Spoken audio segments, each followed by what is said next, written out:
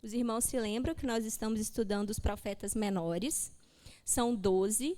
Ano passado nós estudamos 5 e a gente tem o objetivo de estudar os outros 7 ao longo desse ano.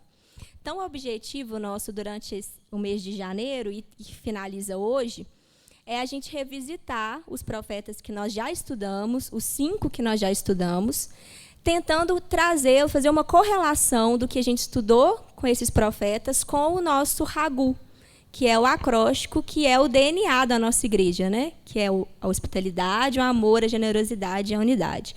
Então, o objetivo nosso, ao longo de todo o mês de janeiro, foi fazer uma revisão daquilo que a gente já viu no ano passado, tentando linkar o que tem a ver o que a gente viu dos profetas menores com o nosso Hagu. Será que a gente consegue fazer essa correlação do que está lá nos livros dos profetas menores com o Hagu que a gente aplica na nossa igreja? E aí o objetivo nosso foi esse. Como hoje é a última aula, eu resolvi revisitar todos. Então, nós vamos falar um pouquinho de cada um dos 5, pensando nas 4 palavras do nosso Hagu. Então, o nosso objetivo é esse, se todo mundo me acompanhar até o final. É essa. Então, vamos começar, gente. A gente vai falar, então, dos 5 que nós já estudamos. Os irmãos se lembram, né? Quais são os 5? Quais são os 5?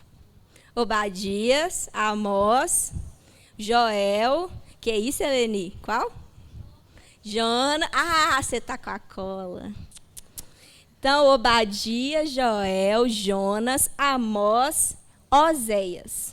Foram esses que a gente viu ano passado. Foram 5. E nós temos o objetivo de ver Miqueias, Naum, Sofonias, Abacuque, Zacarias e Malaquias. Eu também estou com a cola. Esse ano. Tá? Então, esse é o nosso objetivo. E para a gente revisitar esses 5 profetas, eu trouxe 2 referências para nós, para a gente pensar no que tem a ver o que a gente estudou sobre esses profetas com o Hagu da nossa igreja. Para isso, eu usei esse livro que o pastor Tiago trouxe lá no inicinho do ano passado, que é o livro base que a gente usou para poder pensar nos profetas, que, inclusive, ele sugeriu, né, que os irmãos pudessem, aqueles que pudessem comprassem para poder acompanhar, porque a gente usa ele como livro base, que chama 12 Simples Homens, do Fernando Garcia Leite. Se você tiver a oportunidade de comprar.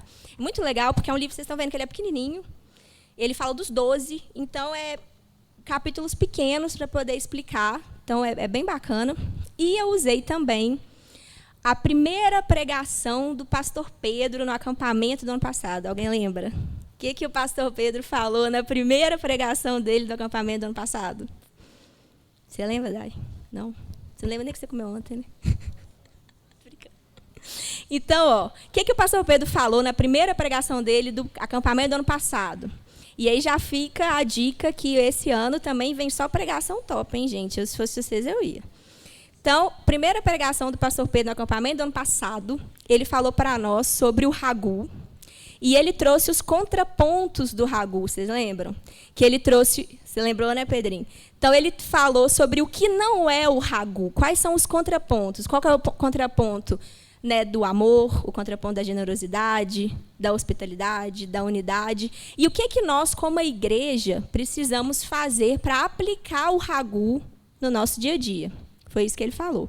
Então, eu revisitei a palavra dele e esse livro para a gente tentar pensar juntos o que os 5 livros dos profetas menores têm a ver com o Hagu. E a gente vai fazer na ordem. Então, nós vamos começar com a hospitalidade. O que os profetas menores têm a ver com hospitalidade. E aí, eu me recordei de Joel. Joel, a gente aprendeu lá em abril, e foi a primeira aula que eu dei aqui na EBD de adultos, vocês se recordam? Que a minha primeira aula aqui na EBD de adultos, eu falei sobre a introdução de Joel, falando um pouquinho sobre quem era Joel, qual que era o contexto do que ele escreveu e tudo mais. E os irmãos se lembram qual que é o teor do livro de Joel? O que tem lá no livro de Joel? O livro de Joel, o Fernando, do 12 Simples Homens, chamou Joel de o profeta das calamidades. Lembra do gafanhoto? Está lá no livro de Joel. O que o livro de Joel traz, gente? Traz uma grande calamidade agrícola que o povo de Deus ia viver por causa de uma praga de gafanhotos. E, como se não bastasse, depois ainda vinha terremoto. Então, ele está falando de um momento de tragédia muito grande na vida do povo de Deus nesse livro. Esse é o teor do livro profético de Joel. E uma coisa interessante, que eu não sei se os irmãos puderam perceber, mas em Joel não há uma clareza, igual tem em alguns outros profetas, de qual foi o pecado, o que o povo de Deus fez claramente para ter a consequência dessa tragédia gigantesca. No livro de Joel não aparece isso. Em alguns livros fala, por que vocês fizeram isso, a consequência é essa. Porque nesse livro não tem. Joel só fala dessa grande calamidade, dessa grande tragédia que o povo ia viver. E aí, o que acontece ao longo do livro? Ele chamando as pessoas, né, para se voltarem para Deus e tudo mais, para passar por esse momento de dificuldade.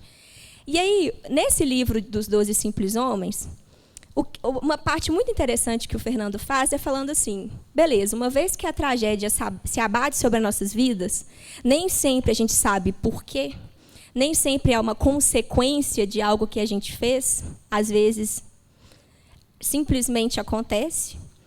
O que a gente tem que fazer para lidar com os momentos de angústia e de tragédia que se abatem sobre as nossas vidas? E aí ele dá 3 passos práticos do que nós poderíamos fazer para lidar com momentos como esse, momentos de tragédia, de angústia que se abatem sobre nossas vidas, que às vezes a gente nem sabe o porquê. Às vezes não é uma consequência direta de uma ação nossa. Às vezes simplesmente acontece conosco. E aí, antes da gente falar sobre esses passos práticos, eu fiquei pensando, o que isso tem a ver com hospitalidade? E aí eu me recordei da palavra do pastor Pedro. O pastor Pedro fez o contraponto da hospitalidade com a hostilidade.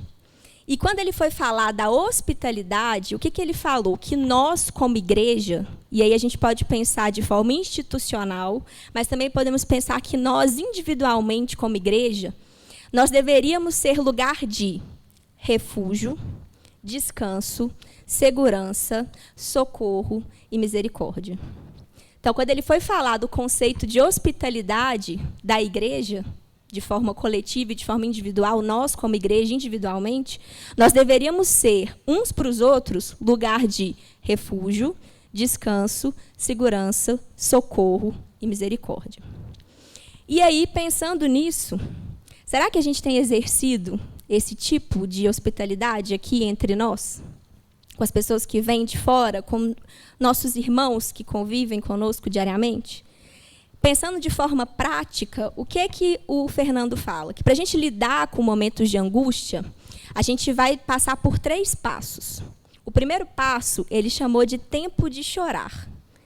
É um momento onde você vai ser realista com o que está acontecendo. Você não vai ignorar o problema.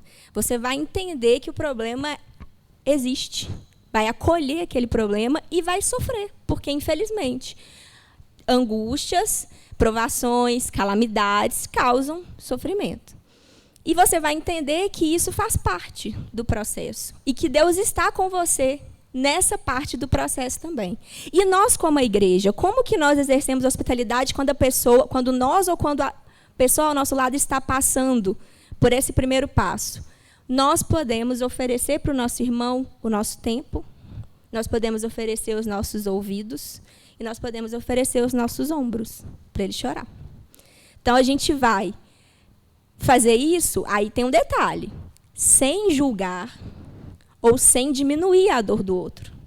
Porque, às vezes, a gente vê a angústia na vida do irmão e, para o irmão, aquela angústia é muito grande, e a gente olha e fala, mas eu estou passando coisa muito pior. A pessoa fica aí reclamando, levanta aí, meu filho. É acolher o seu irmão no momento de angústia, sem julgar a angústia dele e sem diminuir a dor que ele está sentindo. É realmente acolhê-lo. Isso é ser hospitaleiro. Isso é ser uma igreja hospitaleira. Aí, o que acontece? Tem muitos irmãos que param nesse passo e só acolhem a dor e ficam com a dor, e ficam com a dor. A gente não pode parar nesse passo. A gente agora passa para o passo 2. Qual que é o passo 2, de acordo com o Fernando? Agora a gente retorna para Deus. Então, você entende, você é realista. Aquilo está acontecendo na sua vida, é triste, você recebeu o acolhimento do seu irmão e agora você vai usar isso para se voltar para Deus, para buscar de Deus o consolo que você precisa para aquele momento. E aí, nesse momento, nós, como igreja, podemos fazer o quê pelo nosso irmão? Agora a gente pode oferecer as nossas orações. Agora a gente pode oferecer a nossa ajuda. Agora a gente pode ser as mãos de Deus aqui na terra. E aí, será que nós temos sido as mãos de Deus aqui na terra para o nosso irmão? Então, no primeiro passo, a pergunta que fica para nós é: nós temos sido pessoas amorosas e confiáveis o suficiente para o nosso irmão vir para nós no momento de angústia? Para ele contar com a gente no momento de angústia e a gente acolher a dor dele? Segundo passo, será que a gente tem sido as mãos de Deus para esse irmão? Será que quando esse irmão traz a dor, a gente o ajuda, o acolhe e depois a gente oferece a nossa ajuda também, as nossas orações? O que eu posso fazer então, meu irmão, para te ajudar? E terceiro, será que a gente tem sido exemplo para esse irmão? Porque o terceiro passo do Fernando é olhar para o futuro. É entender que as dores da terra atual, do que a gente vive hoje, na nossa vida atual, elas vão passar. Elas têm um prazo. Na eternidade, a gente não vai viver isso. Só que a gente tem que confiar hoje em Deus de que Ele é bondoso e amoroso conosco e que, independente da circunstância que a gente está, sendo ela boa ou sendo ela ruim, Deus continua estando conosco. Deus continua nos amando. Deus continua sendo bom, independente das circunstâncias que a gente passe. Então, as pessoas precisam ver em nós isso, a gente precisa ser exemplo disso, dessa confiança que nós temos, na esperança de que Deus está conosco em todos os passos, mesmo que sejam passos que vão fazer a gente sofrer. Que Deus está conosco nos momentos de alegria, mas Ele está conosco também nos momentos de angústia. Ele não nos abandonou. Eu estou sofrendo porque Deus me abandonou. Não, Deus está com você na sua angústia também. E Ele tem um propósito para aquilo. E a gente só vai conseguir viver em paz nesses momentos se a gente confiar que há um Deus bom, amoroso, e que tem um propósito nesses momentos também. E o nosso irmão precisa ver isso em nós, porque isso encoraja ele a passar pelos momentos de angústia dele. Então, ficam 3 perguntas para nós, pensando na hospitalidade e em Joel. Nós temos sido pessoas amorosas e confiáveis o suficiente para as pessoas nos procurarem nos momentos de angústia? Nós temos sido as mãos de Deus para essas pessoas? E nós temos sido exemplo de confiança em Deus para essas pessoas também? Então, fica aí para a gente refletir esse primeiro passo, que a gente revisitou Joel pensando na hospitalidade. Os irmãos querem fazer algum comentário? Querem tirar alguma dúvida? Não? Então, nós vamos passar para o amor. Para o amor, nós vamos pensar em 2 livros. Nós vamos pensar em Jonas e nós vamos pensar em Oséias. Jonas a gente viu em junho e Oséias a gente viu em outubro do ano passado.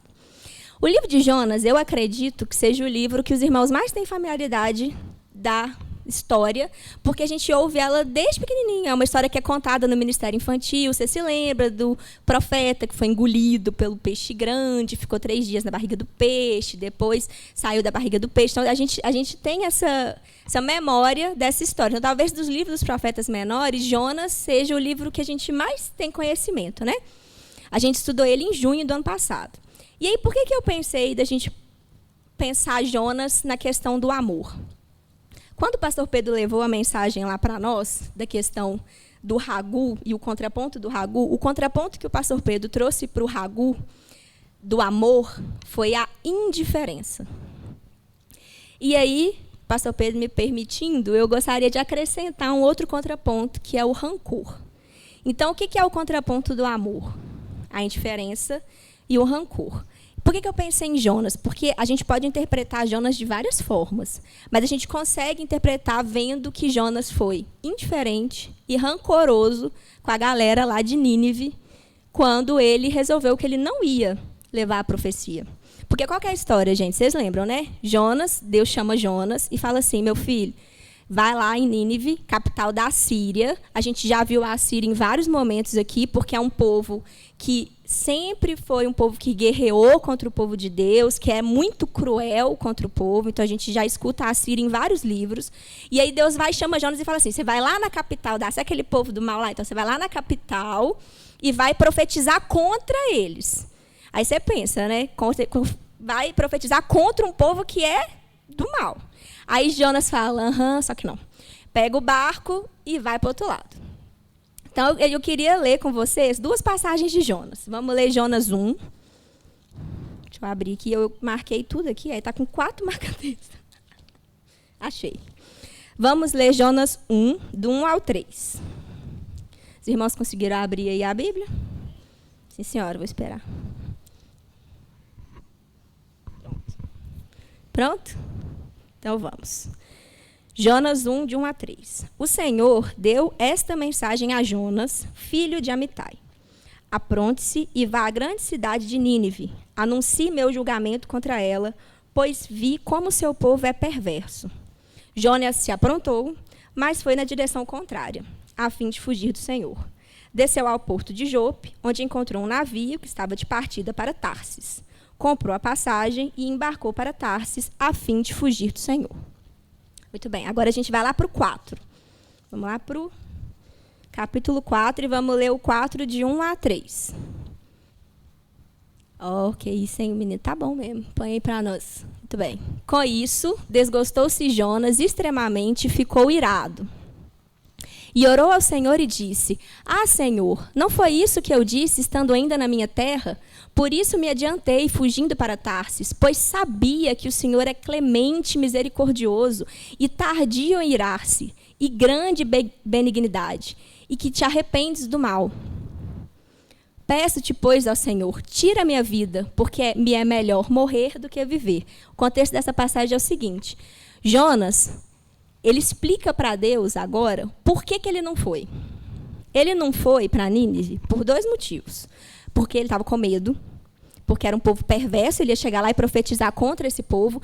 Mas, olha que coisa louca, porque ele sabia que Deus era bom. É isso que ele está falando. Eu sei que o Senhor é bom e que o Senhor vai perdoar o povo de Nínive. Então, eu não vou lá, não. Eles são meus inimigos. Eles são cruéis, eles são maldosos. Aí eu vou lá, vou profetizar, o Senhor vai perdoar e não vai acontecer nada com eles. Eles vão passar liso, sim? Com toda a perversidade, toda a crueldade deles, tudo que eles já fizeram contra mim, contra o meu povo, o Senhor quer que eu vou lá para eles serem perdoados?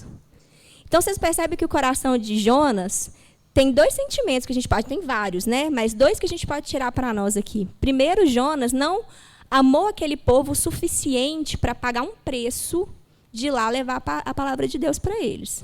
Então, a gente pode ver a indiferença aí. Ele não teve amor o suficiente para o povo para poder ir lá e talvez perder sua vida, levando a mensagem de Deus. Mas também ele foi vingativo. Ele era rancoroso. Por quê? Porque ele sabia que se ele levasse a mensagem de Deus para Nínive e o povo de Nínive se arrependesse, Deus iria ser benigno e iria recolher o castigo. E ele falou, mas aí eu prefiro morrer do que ter que ir lá no meu inimigo e o Senhor perdoar meu inimigo. Infelizmente, a gente às vezes não percebe, mas a gente deseja o mal do outro, que fez mal para a gente. Não, estou esperando o castigo de Deus, a justiça. E Deus é bondoso, Deus é benigno. Então, às vezes, a gente deixa de levar a mensagem para alguém com medo daquela pessoa ser perdoada e não sofrer as consequências que nós julgamos que deveriam ser as consequências do pecado daquela pessoa.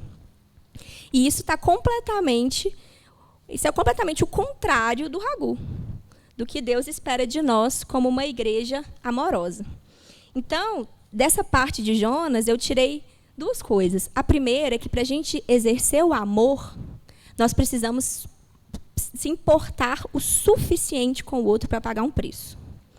Porque o amor vai cobrar um preço de nós. E a gente tem que se importar o suficiente com o outro para que a gente pague esse preço. E segundo, a gente tem que sair da condição de se achar melhor que o outro. Sair dessa condição. Porque qual que era o pensamento de Jonas, gente? O meu povo é santo.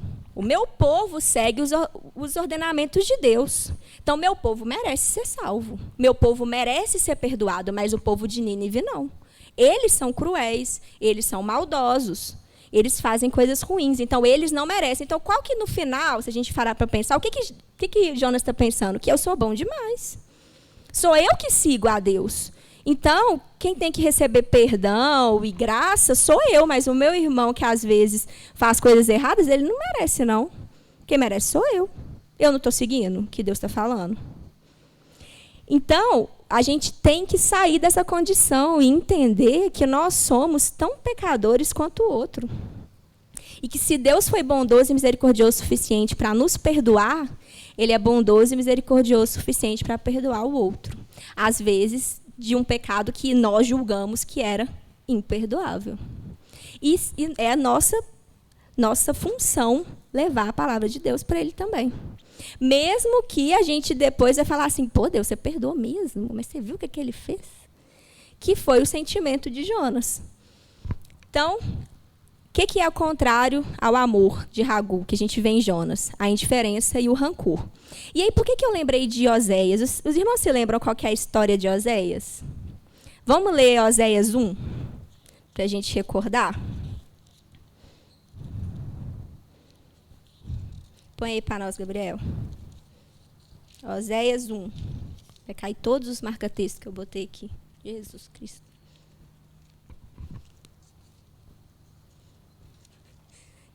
Você está com uma cara muito engraçada, Gabriel.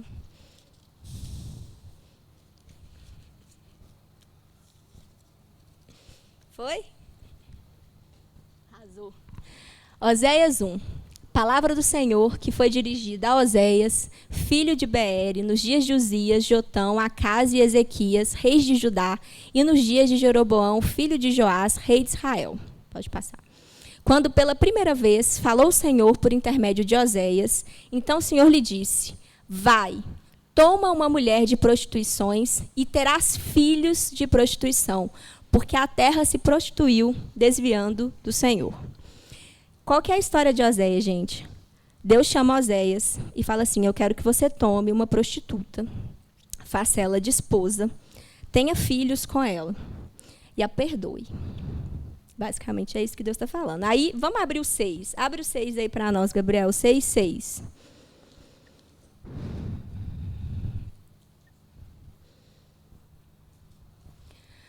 Pois misericórdia quero e não sacrifício, e o conhecimento de Deus mais do que holocaustos. Qual que é a ideia aqui? Deus chama Oséias, fala para Oséias se casar com uma prostituta e para ter filhos com essa prostituta. Oséias obedece ao Senhor, se casa, e essa mulher tem filhos fora do casamento, de outros homens. E aí essa mulher sai de casa, e o Senhor chama Oséias de novo e fala assim, vai buscar ela, perdoa ela, traz ela de volta.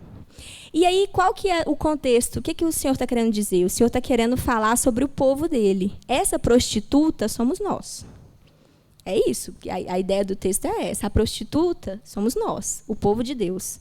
Que o Senhor perdoa, a gente vai lá e acha outros deuses para nós.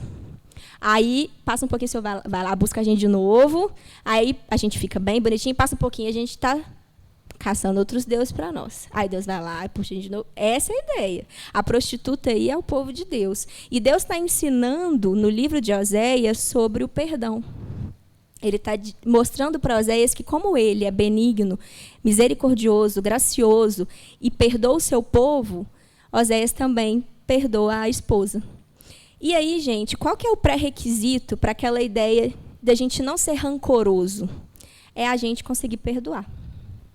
É a gente conseguir demonstrar o amor para o nosso irmão, mesmo que ele, às vezes, nos faça, às vezes, sempre, nos faça algum tipo de mal. Ou faça alguma coisa que possa acarretar algo negativo na nossa vida. Então, nós precisamos, para exercer o amor do Ragu, não ser indiferentes, ser capazes de se importar com o outro e, às vezes, pagar um preço. Não podemos ser rancorosos e nós temos que ser perdoadores. Aprender realmente a buscar esse perdão de Deus e não ser tardio em entregar esse perdão para o nosso irmão. Tranquilo, meu povo? Hospitalidade e amor? Foi? Alguma dúvida? Comentário? Não? Então, nós vamos passar para a generosidade. E aí, para a gente falar de generosidade, a gente vai lá para Amós. Agosto do ano passado. Vocês se lembram de Amós? O pastor Tiago falou um pouquinho de Amós no domingo passado de manhã. Lembram de Amós? Neuber, o que você lembra quando você se recorda de Amós? Não. Do que você me chama, Neuber? Vacas de Bazã. É a única coisa que Neuber se lembra de Amós. É das vacas de Bazã. Vocês lembram, então, que Amós é o profeta que fala contra Israel, porque Israel estava sendo extremamente ganancioso. Então, o pecado aqui está claro, está explícito. É a ganância do povo. Era um povo que queria se enriquecer a qualquer custo, mesmo que o custo fosse a vida do irmão dele. Não tem problema, o importante era ganhar dinheiro. E aí a ideia das vacas de Bazã é que Amós, quando ele vai se referir às mulheres de Israel, ele as chama de vacas de Bazã. Quem são as vacas de Bazã? São umas vacas gordas, bonitas, sabe? Assim, que vivem lá num pasto todo chique, ajeitado. E o que ele quer dizer quando ele chama a mulher de vaca de Bazã? Quer dizer que é aquela mulher pomposa, que quer tudo, que obriga o marido a trabalhar loucamente para que ela tenha acesso às melhores joias, às melhores roupas, e ela não se importa se ela tiver que fazer mal para alguém para ela ter o que ela quer. Essa é a vaca de Bazã. E Amós chama assim porque vocês vão se recordar que Amós ele era da roça, né, gente? Então, quando ele vai falar, os termos que ele usa, né, o tipo de linguajar dele é do campo. Porque ele fala no livro dele, eu não sou profeta, eu não sou filho de profeta, eu não venho de uma família de profetas. Deus me buscou lá do campo para eu levar uma profecia. Então, o linguajar dele é diferente mesmo. E aí, o que isso traz para nós, gente? Quando o pastor Pedro, lá no acampamento do ano passado, foi falar da generosidade, qual que é o contraponto que ele trouxe? A ganância. E é o que vemos ao longo de todo o livro de Amós. Era um povo que estava passando por uma fase muito boa, porque Israel estava tranquilaço nessa época.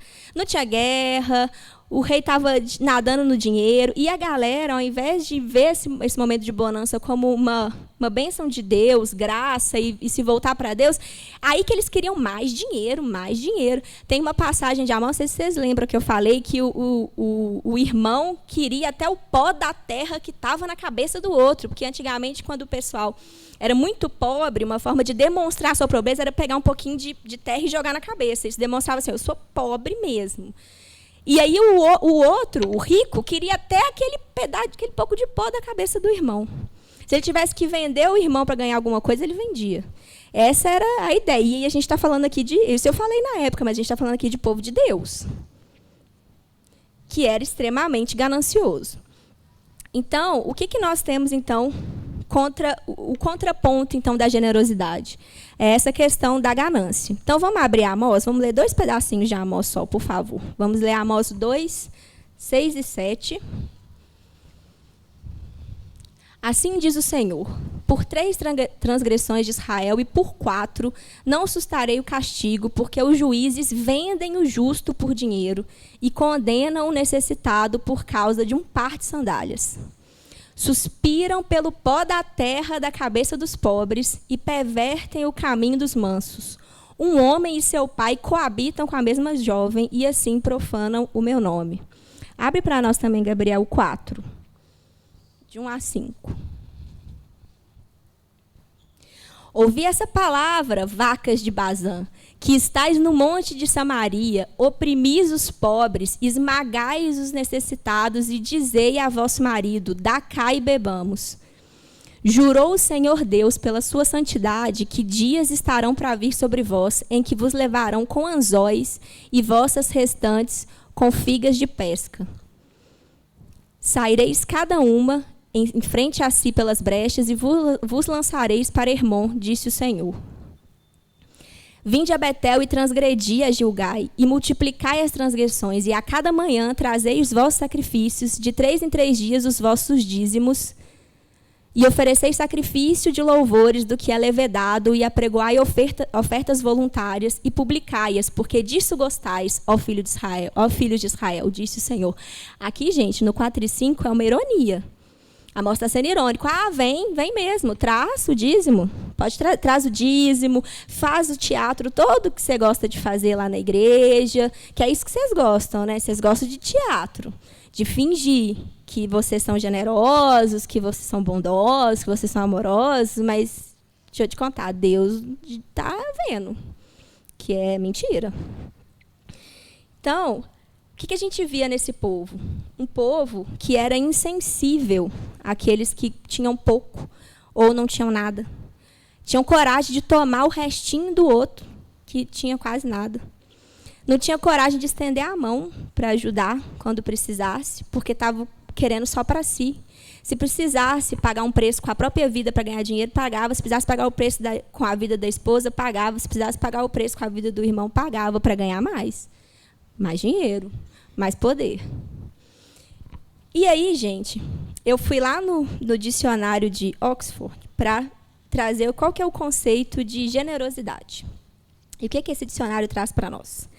Que generosidade é a virtude daqueles que se dispõem a sacrificar seus próprios interesses em benefício de outros. Então, é a virtude daquele que se dispõe a sacrificar seus próprios interesses em benefícios de outros. Então, não é dar o que te sobra. Se sobrou um pouquinho de tempo, eu uso lá na igreja. Se sobrou um pouquinho de dinheiro, eu dou lá na igreja. Se sobrou um pouquinho de amor, eu ofereço para o meu irmão. É só se sobrar. E olhe lá. O que a gente está falando aqui de generosidade é a capacidade de sacrificar o seu próprio interesse pela vida do seu irmão. Esse sacrifício pode ser um sacrifício de tempo, esse sacrifício pode ser um sacrifício de dinheiro, esse sacrifício pode ser um sacrifício de uma visita.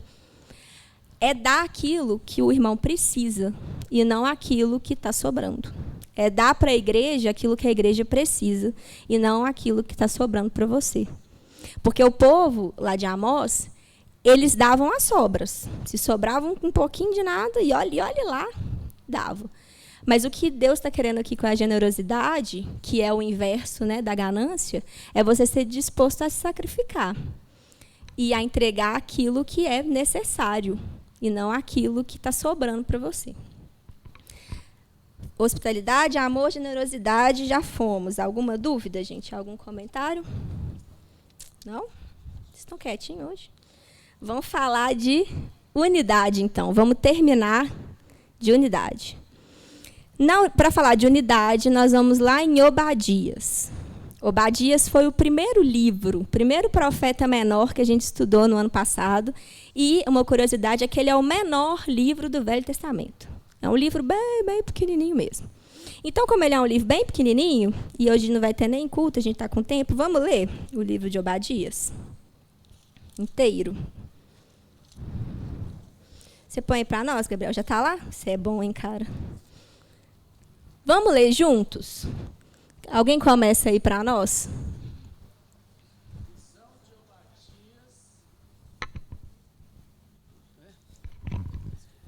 Mas é para ler todo mundo junto, né? Numa só voz? Não?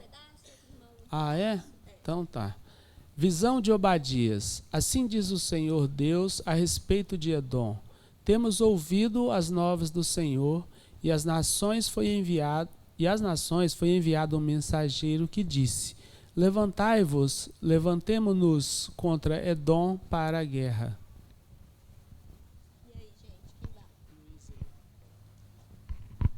Eis que te fiz pequeno entre as nações, tu és muito desprezado. Vai, Tânia, lê o próximo. A soberba do teu coração te enganou, ó tu que habitas nas fendas das rochas, na tua alta morada, e dizes no teu coração: quem me deitará por terra? Se te remontares como águia e puseres o teu ninho entre as estrelas, de lá te derribarei, diz o Senhor.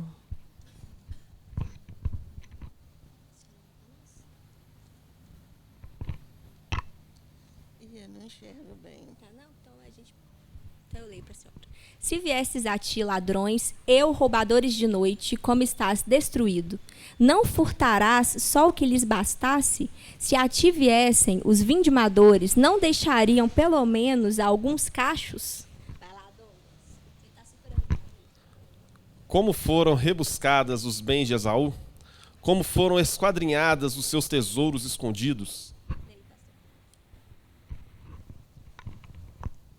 Todos os seus aliados te levaram para fora dos teus limites. Os que gozam da tua paz te enganaram, prevaleceram contra ti. Os que comem o teu pão puseram armadilhas para os seus pés. Não há em Edom entendimento. Não acontecerá naquele dia, diz o Senhor, que farei perecer os sábios de Edom e o entendimento do monte de Esaú? Os teus valentes, ó Temã, estarão atemorizados para que do monte de Esaú seja cada um exterminado pela matança. Por causa da violência feita ao teu irmão Jacó, cobrir-te-á a vergonha e serás exterminado para sempre. No dia em que eu, estando tu presente, estranhos lhe levaram os bens e estrangeiros lhe entraram pelas portas e deitaram sorte sobre Jerusalém. Tu mesmo era um deles. Mas tu não devias ter olhado. Eu não estou conseguindo ler. Juro por Deus. Com prazer para o dia de teu irmão, o dia de sua calamidade, nem ter-te alegrado sobre os filhos de Judá, no dia de sua ruína, nem ter falado de boca cheia no dia de angústia.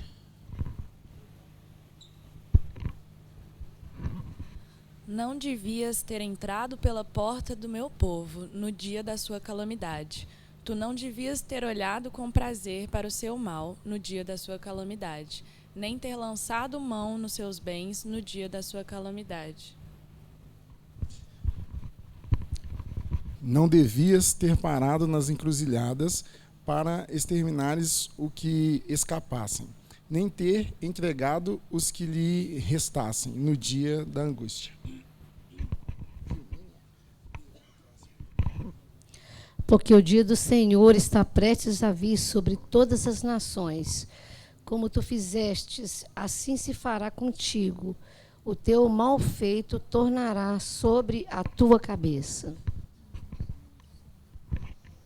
Porque como bebestes no meu santo monte, assim beberão de contínuo todas as nações. Beberão, sorverão e serão como se nunca tivessem sido.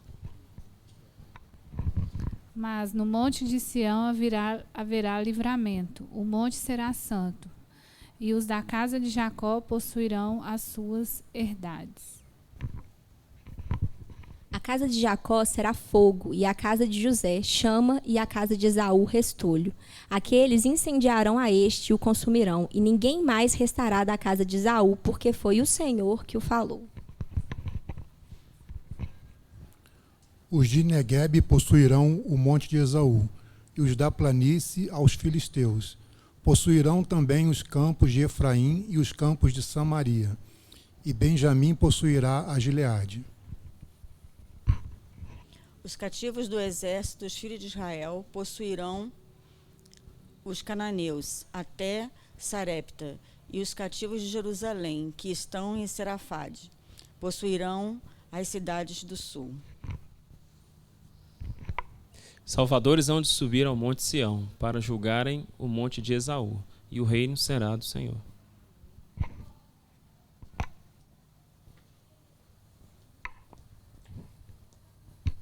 Então, meu povo, é o seguinte, esse livro, ele está falando uma profecia contra os edomitas. Os edomitas eram um povo primo do povo de Deus. Por quê? Porque os edomitas, eles são descendentes de Esaú, irmão de Jacó. Então, nós estamos falando aqui de um povo que se afastou de Deus, mas que tem toda uma relação até de parentesco com o povo de Deus, né? E o que esses edomitas fizeram? Eles construíram as suas casas nos montes, lá no alto, e eles ficaram lá de cima falando assim, quero ver, agora ninguém vem aqui não, ninguém me toca, eu sou intocável, sou top, minha casa está aqui no alto, ninguém me alcança, eu não preciso de ninguém. E uma coisa engraçada que tem no livro, né, do Fernando, é que quando eles foram estudar, né, esse povo de Edom, eles viram que esse povo de Edom era tão autossuficiente que eles não tinham nem deuses. Eles não eram um povo politeísta, eles eram um povo ateu. Eles não tinham deuses, porque eles se achavam tão bons que eles não precisavam dos outros e muito menos precisavam de Deus. O que isso tem a ver com a unidade, gente? Eu fiquei pensando, o que isso tem a ver com a unidade? E aí eu pensei o seguinte, vocês não acham que essa galera atual, que os ateus é fácil da gente entender, né? Porque é como a gente correlaciona os ateus de hoje com os edomitas de antigamente. Porque os ateus de hoje também têm esse orgulho, essa soberba de achar que não precisam de Deus. Só que, vocês já pararam para pensar que os cristãos que dizem ser possível viver um cristianismo na sua própria casa, longe da igreja e do seu irmão, estão pensando do mesmo jeito?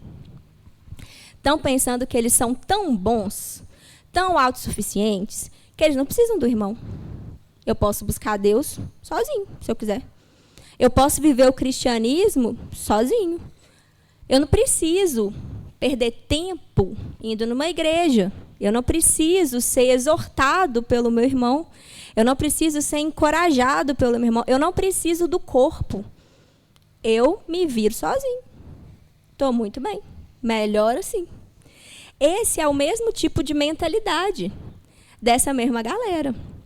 Então, para nós, é fácil julgar o pensamento do ateu, né? Assim, eu não preciso de Deus, mas a gente não para pensar que é a mesma raiz de mentalidade quando a gente pensa que a gente não precisa do corpo, que a gente não precisa fazer parte do corpo, que a gente não precisa da unidade da igreja, que a gente não precisa do nosso irmão, que o nosso irmão não precisa estar envolvido com a nossa vida, que nós não precisamos estar envolvidos com a igreja ou com o nosso irmão que está aqui na igreja. E aí vem Deus para falar para aquele povo lá, vocês acham que vocês estão seguros aí em cima, que vocês são autossuficientes? Não, não. E é a mesma coisa que Deus fala para nós hoje também. Nós precisamos do corpo.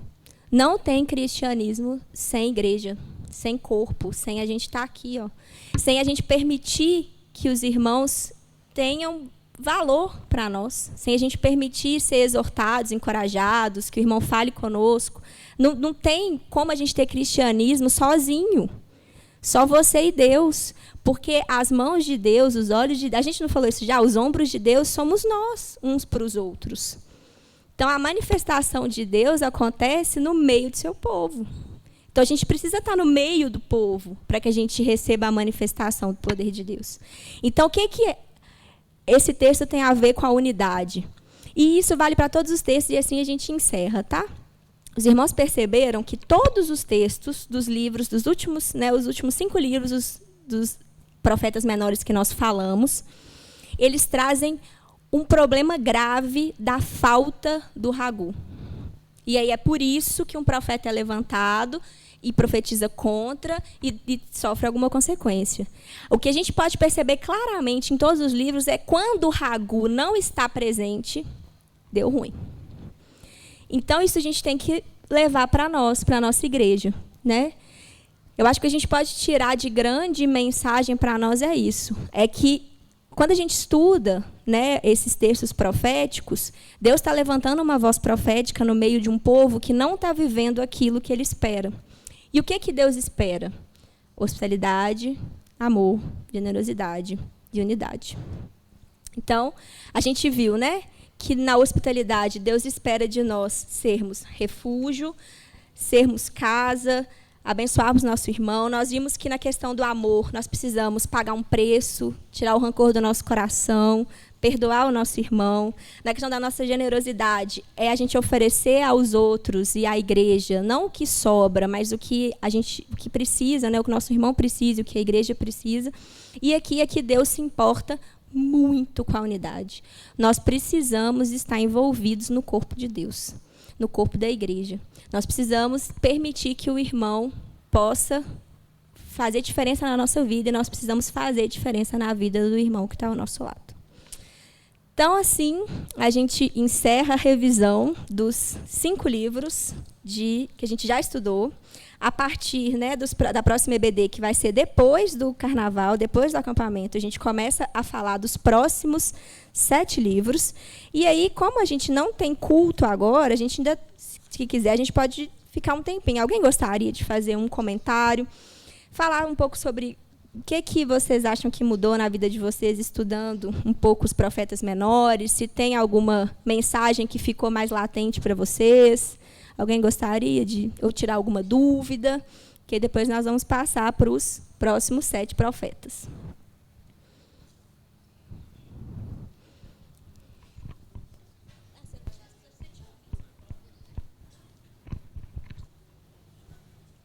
Em relação aos estudos, realmente o que me marcou demais foi o profeta Oséias, né? Eu acho que o que Deus coloca na vida dele, impõe a ele para que ele possa ser capaz de profetizar, para mim é algo muito marcante, né? Deus trabalha a vida de Oséias primeiro, para depois ele poder profetizar. Assim como ele faz também com Jonas. Mas para mim é muito interessante essa postura de Deus e de Oséias, né? De sentir a dor de Deus. Então, assim, para mim ali foi muito marcante. Eu acho que Deus colocou em Oséias a dor que ele sente. E aí isso para transmitir ao povo. Em relação aos estudos, eu vim para cá pensando acerca dessa questão da individualidade, da unidade. Eu estava vindo e parece que a BH Trans está querendo impedir a gente de chegar na igreja, porque os sinais da Silviano Brandão estavam certinho. Fechava um, abria o outro. Aí eu arrancava, fechava. Eu gastei quase meia hora de casa aqui. Então, assim, eu acho que a gente está passando por um momento, é um momento muito sério, sim, que a gente não pode negar os efeitos que houveram em relação às atitudes tomadas contra a pandemia. E eu acho que a gente trouxe para a nossa prática algo que não é nosso, que, igual você falou, não existe cristianismo sem comunidade. E eu estava pensando acerca disso, muito... Por exemplo, eu estava vindo a Silviano Brandão e falava, por que eu estou vindo? Por que eu não estou assistindo o culto de casa? Seria muito mais cômodo. Mas, primeiro, eu acho que isso é fruto de um individualismo e de uma sociedade de consumo. Se eu não estou gostando da mensagem do pastor Pedro, eu troco de canal e vou para uma mensagem que eu estou gostando. Então, tá me facilitando ainda eu trocar de aprendizado, de ensino. Então, é muito cômodo. E, além disso, igual eu cheguei aqui, às vezes você chega, né? Cheguei estressado, ter que dirigir essa questão, mas aí eu recebo um abraço da irmã Maria José. Né? Então, assim, são coisas que não tem jeito de você receber em casa. Então, eu acho importante, sim, nessa nova etapa que a gente vai fazer agora, dos profetas menores, a gente sempre bater mesmo nessa questão, entendeu? A importância da gente estar junto, a importância da comunidade. Porque, às vezes, a gente que está aqui, a gente não vê os frutos disso. Mas, se você se afasta, uma hora você vai pagar o preço. E aí, terminando, né, tem uma coisa que meu pai sempre falava para mim, falava assim, crente é igual uma lareira. Se você puxa a brasa, ela continua quente durante um tempo, mas ela vai esfriando. Então a tendência do crente é essa, ir esfriando. Então a gente tem que estar sempre em comunidade, tem que estar junto, porque é ali que Deus fala, é ali que Deus vai trabalhar a nossa vida, e é ali que a gente sente o amor de Deus por nós.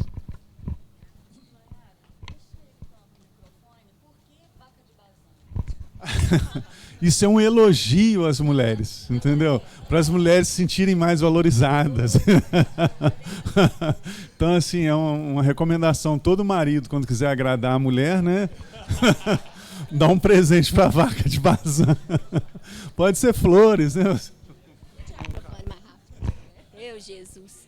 Mais alguém, gente, gostaria de fazer um comentário?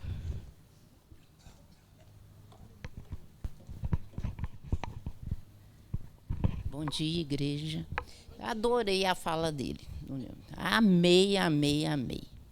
A nossa sociedade, a nossa igreja está substituindo o presencial pelo online. Isso é uma realidade. E quando a gente chama, causa uma certa irritação nas pessoas. E nós estamos acostumados muito com o online. Até o WhatsApp, gente. Nós não estamos vivendo o presencial. E me chamou muita atenção você falar que a gente dá o que sobra. Eu dou o que sobra. Eu tenho que começar a me sacrificar. Tirar de mim para ajudar o próximo. Eu tenho uma pessoa lá em casa que faz isso. É a Júlia. E ela me cobra muito isso. A Júlia é pura assim. Ela tira dela e dá para o próximo. Ela é muito pura. Ela vai ter muito a contribuir, com certeza. E eu tenho aprendido com ela e aprendi agora com você. E vou tentar praticar. Vou praticar. Vamos sair do online, gente. Pelo amor de Deus. Isso está me irritando profundamente. E principalmente nós, irmãos da igreja.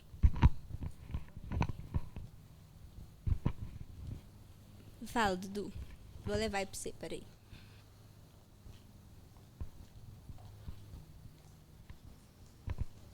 Faltou o moço do som, né? Dar esse help. Na verdade, eu queria só complementar o que os irmãos falaram, que nós vivemos numa geração hoje também em que as pessoas elas querem ser mais servidas do que servir, né? E isso é o que tem afastado as pessoas da igreja, porque a pessoa vai na igreja querendo receber, e ela não quer dar absolutamente nada. E quando ela acha que não está recebendo, que de fato ela merece receber, ela simplesmente ou não vem, fica em casa, ou então vai para outra. Então, eu percebo muito o êxodo nas igrejas por causa disso, porque as pessoas ainda não entenderam que aqui a gente vem para servir. E, consequentemente, seremos servidos também. Então, é mudar, inverter a lógica do pensamento. E enquanto a gente quiser ser servido em qualquer lugar que a gente for, de fato, nenhum lugar vai ser suficiente, né? A ideia é muito nesse sentido.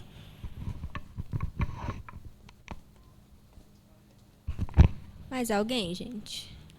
Então é isso. A gente vai começar os próximos 7 profetas menores logo depois do nosso acampamento. Espero que todos estejam lá no nosso acampamento, porque vai ser um momento de muita comunhão e um momento para a gente ouvir muito do Senhor, o que o Senhor tem para dizer para nós para esse ano. Pastor Pedro, você é hora para a gente encerrar, por favor.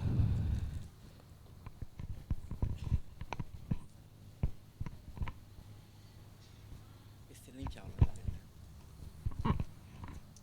Vamos ficar em pé, irmãos? Vamos orar agradecendo ao Senhor pela instrução que nós recebemos nessa manhã.